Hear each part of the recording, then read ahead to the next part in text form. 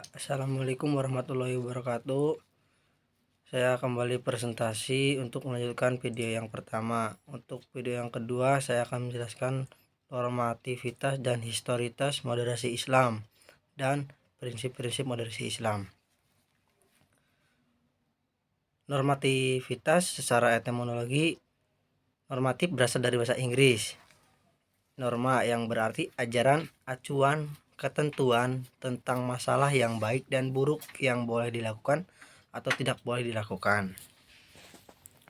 Nah, pada aspek normativitas, studi Islam agaknya masih banyak terbebani oleh misi keagamaan yang bersifat memihak, sehingga kadar muatan analisis kritis, meteologis, historis, empiris, terutama dalam menelaah teks-teks atau naskah keagamaan produk sejarah terdahulu kurang begitu ditonjolkan, kecuali dalam lingkungan penelitian tertentu yang masih sangat terbatas. Sedangkan secara terminologi, normatif ini dapat diartikan sebagai upaya memahami agama dengan menggunakan kerangka keilmuan ketuhanan yang bertolak pada suatu keyakinan yang dianggap paling benar. Nah, maksudnya normativitas di sini dijadikan sebagai pedoman mutlak yang tidak saja mengatur tingkah laku manusia, melainkan sebagai pedoman untuk menilai dogmatika. Tahu dogmatika itu apa? Dogmatika adalah ikhwal ajaran serta keyakinan agama atau kepercayaan yang tidak boleh dipersoalkan yang dimiliki oleh orang lain. Meskipun demikian, dogmatika tersebut tidak dapat dilepaskan dari segi sejarah penentuan dogma itu sendiri.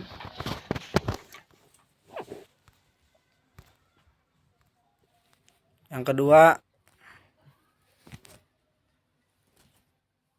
historitas. Historitas adalah secara terminologi suatu kejadian yang benar-benar terjadi di masa lampau. Secara etimologinya, peristiwa kejadian yang terjadi di masa lampau mengenai apa saja. Nah, sedangkan di sini saya sedang menjelaskan tentang moderasi ya. Berarti historitas adalah suatu kejadian atau peristiwa di waktu lampau yang berkaitan dengan moderasi Islam. Nah, menurut para tokoh dalam Kamus Umum Bahasa Indonesia, W.J. Purwardamitra mengatakan sejarah adalah kejadian dan peristiwa yang benar-benar terjadi pada masa lampau atau peristiwa penting yang benar-benar terjadi. Definisi tersebut terlihat menekankan kepada materi peristiwanya tanpa mengaitkan dengan aspek lainnya. Sedangkan dalam pengertian yang lebih komprehensif, suatu peristiwa atau sejarah perlu juga dilihat dari siapa yang melakukan peristiwa tersebut, di mana, kapan, dan mengapa peristiwa itu terjadi. Dari pengertian demikian dapat dikatakan bahwa yang dimaksud sejarah Islam adalah peristiwa atau kejadian yang sungguh-sungguh terjadi yang seluruhnya berkaitan dengan ajaran Islam. Nah, di sini saya akan menjelaskan tentang histori moderasi Islam di Indonesia. Tentang moderasi sejak zaman Wali Songo. Di sini saya akan menjelaskan tentang itu. Nah, saya akan menjelaskan tentang moderasi sejak zaman Wali Songo. Sejarah moderasi Islam di Indonesia sejak zaman Wali Songo. Agama Islam telah menunjukkan keramahannya sejak pertama kali diperkenalkan di Indonesia. Penyebaran agama Islam di Indonesia dilakukan secara damai, tidak ada paksaan dan saling menghargai budaya. Sikap inilah yang membuat masyarakat Indonesia tertarik pada ajaran agama Islam. Yang paling berpengaruh dalam penyebarannya ajaran agama Islam di Indonesia adalah Wali Songo. Wali Songo adalah penyebar agama Islam di Jawa pada abad pada abad 15 sampai 16 yang berhasil menggabungkan aspek sekuler dan aspek spiritual dalam penyebaran agama Islam. Kedudukan Wali Songo dalam kehidupan religius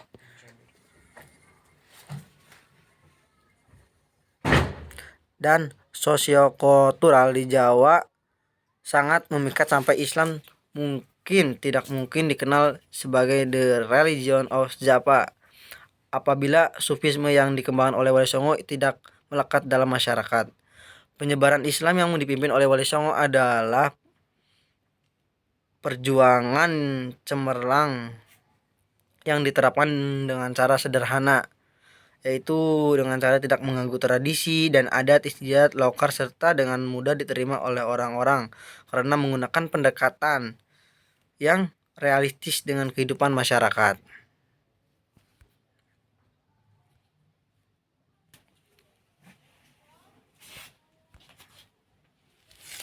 Nah, model penyebaran agama Islam oleh Wali Songo memunculkan banyak pendapat. Apa bisa disebut sebagai Islam kapa atau tidak? Salah satunya yaitu menurut Mark Woodward, jika dilakukan analisis secara dalam dan dilihat dari sudut pandang Islam secara luas, maka semua ajaran, penekanan, dan tradisi yang mempunyai sifat spiritual yang berkembang di masyarakat Jawa bersumber dari ajaran Islam Timur Tengah. Segala yang terdapat di upacara keagamaan masyarakat Jawa merupakan bagian dari ajaran Islam, contohnya grebeg, selamatan, dan kalimat sado. Tradisi lain yang terdapat dalam masyarakat Jawa yaitu Kaula Gusti Martabat 7 yang merupakan tradisi yang berasal dari tasawuf Islam. Hal ini sejalan dengan pernyataan Alwi Shihab bahwa semua budaya di Indonesia ini bersifat memadukan perbedaan untuk mencari keseimbangan. Dikarenakan budaya pasti mempunyai sejarah yang tunggal, agama dan budaya tidak dapat menghindari perubahan yang terjadi. Nah, sedikit memberitahukan tentang tokoh moderasi Islam di Indonesia. Berikut merupakan konsep serta gagasan dari moderasi Islam yang dikemukakan oleh para ulama maupun tokoh yang termuka. Tokoh moderasi Islam. Pertama, Imam Abu Hamid Al-Ghazali.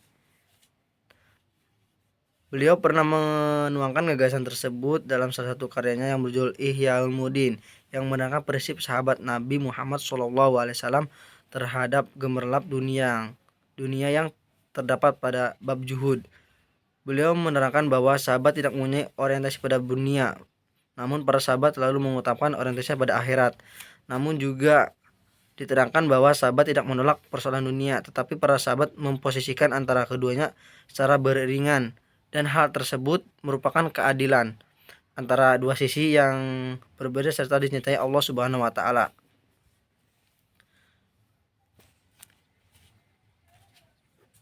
Namun beliau tetap meyakini bahwa kehidupan yang paling sempurna serta sesuai dengan ajaran Islam yang berdasarkan Al-Quran maupun hadis diakui para ulama salafi saleh yaitu tengah-tengah atau wasatiyah moderat, bukan ghulu ekstrim. Yang kedua, menurut Imam Al-Qurtubi, Imam Al-Qurtubi adalah seorang tokoh tafsir yang terkenal serta memiliki ciri khas tafsirannya yang sangat terkenal pada abad ke-7 Hijriah dengan judul Al-Jami li Ahkam Al-Quran. Terkait moderasi dalam Islam, beliau berpendapat bahwa umat wasaton merupakan umat yang memiliki prinsip berkeadilan, merupakan hal yang baik. Karena memiliki prinsip berkeadilan merupakan hal yang baik, karena sesuatu yang baik adalah sesuatu yang adil. Imam Al-Qurtubi juga menjelaskan bahwa Allah Subhanahu wa taala selalu menginginkan umatnya untuk menjadi umat yang memiliki sifat wasata, yang merupakan sikap moderat, adil, dan cerdas dalam memposisikan pemikiran. Yang ketiga, menurut Al-Imam Ibnu Taimiyah, secara biografi Imam Ibnu Taimiyah merupakan seorang ulama yang sangat dikenal tegas dalam memegang teguh pedoman beragama, yakni Al-Quran dan hadis Nabi Muhammad SAW. Beliau secara terang-terangan, secara tegas memerangi kaum yang melakukan bid'ah. Namun di balik sikap beliau tegas, tetap berpegang teguh dengan ajaran wasati. Ibnu Taimiyah juga berpendapat bahwa sikap wasati merupakan pemahaman serta pemikiran agama Islam yang paling baik dan tepat. Beliau beralasan karena sikap wasata adalah sikap yang tidak berlebihan, artinya tidak pernah membenarkan persamaan kedudukan Nabi dan Tuhan. Namun umat Islam juga tidak pernah mengabaikan perintah Nabi sebagai utusan Tuhan, serta selalu menghormati para nabi.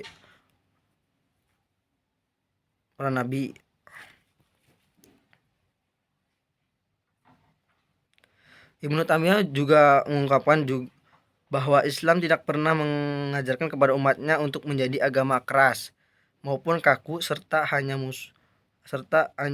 Allah yang menjadikan agama Islam menjadi sebuah agama yang sudah disebutkan. Dan beliau juga berpendapat bahwa hanya wali Allah yang menjadi agama Islam menjadi suatu agama yang penuh toleran, rahmat, dan kasih sayang. Ya, saya lanjutkan tentang prinsip-prinsip moderasi Islam. Yang pertama, keadilan. Keadilan adalah jika ia melakukan sesuatu yang patut lagi tidak sewenang-wenang. Dan menurut pengertian lain, keadilan adalah menempatkan sesuatu pada tempatnya.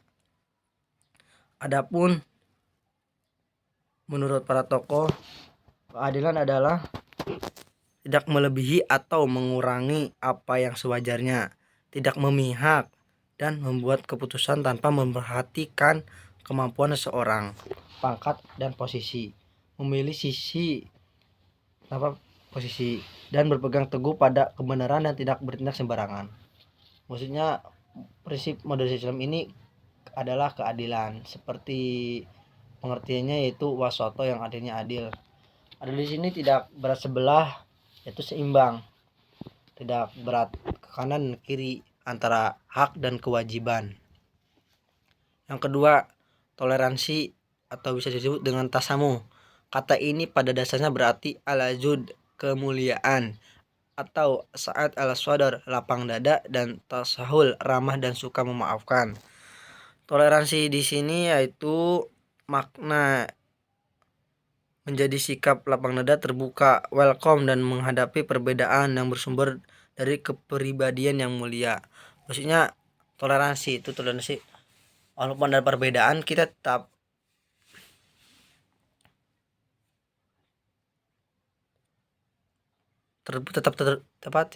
sikap terbuka, itu tidak saling fanatik atau diskriminatif.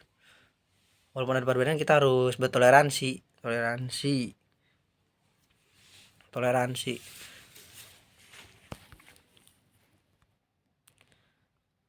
Yang ketiga itu keseimbangan atau tawazun, menjaga keseimbangan mengingat adanya kehormatan yang terdiri dari 3 bagian, tubuh, akal, dan ruh. Dalam kehidupan pribadi, Islam mendorong terciptanya keseimbangan antara ruh dengan akal, antara akal dengan hati, antara hak dengan kewajiban, dan lain sebagainya. Maksudnya seimbang antara hak dan kewajiban, akal dan ruh, dan akal dengan hati. Dan di sini juga masuk dengan dengan ciri-ciri karakteristik moderasi, yaitu tidak bersikap diskriminatif antara kelompok satu dan kelompok lain.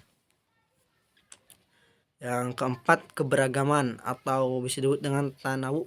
Dalam masyarakat manapun terdapat keanekaragaman, perbedaan suku dan ras dan agama.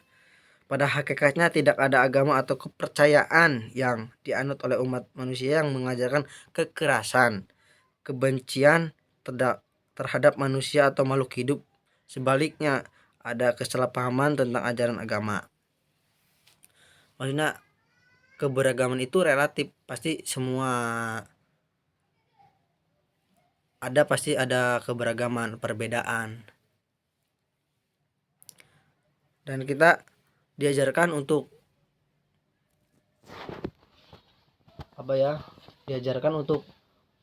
bertoleransi karena ada keberagaman, perbedaan, dan kita tidak dianjurkan untuk melakukan kekerasan karena adanya perbedaan. Yang keempat adalah keteladanan, uswah, adanya sifat Nabi Muhammad SAW melalui sikap keteladanan akhlakul karimah menuju ilahiyah. Keteladanan uswah, adanya sifat Nabi Muhammad melalui sikap keteladanan. Maksudnya di sini adalah melalui keteladanan sikap tersebut bagi muslim dianjurkan untuk dapat saling menghormati terhadap berbagai keyakinan yang ada. Kita harus mengikuti Rasulullah Shallallahu Alaihi Wasallam ketika beliau di Arab, di Mekah, banyak agama-agama lain seperti Nasrani, Yahudi, tapi di beliau tetap menghormatinya dan tidak melakukan kekerasan apabila kelompok lain menyerang dahulu. Nah, di sini kita harus mengikuti teladan Rasulullah SAW. Walaupun berbeda keyakinan, kita harus saling bertoleransi dan tidak melakukan kekerasan apabila kelompok lain tidak mulainya. Ya, mungkin mungkin itu yang bisa saya dapat saya sampaikan. Kurang lebihnya mohon maaf. Saya juga masih belajar ya. Wabillahi taufik walhidayah. Wassalamualaikum warahmatullahi wabarakatuh.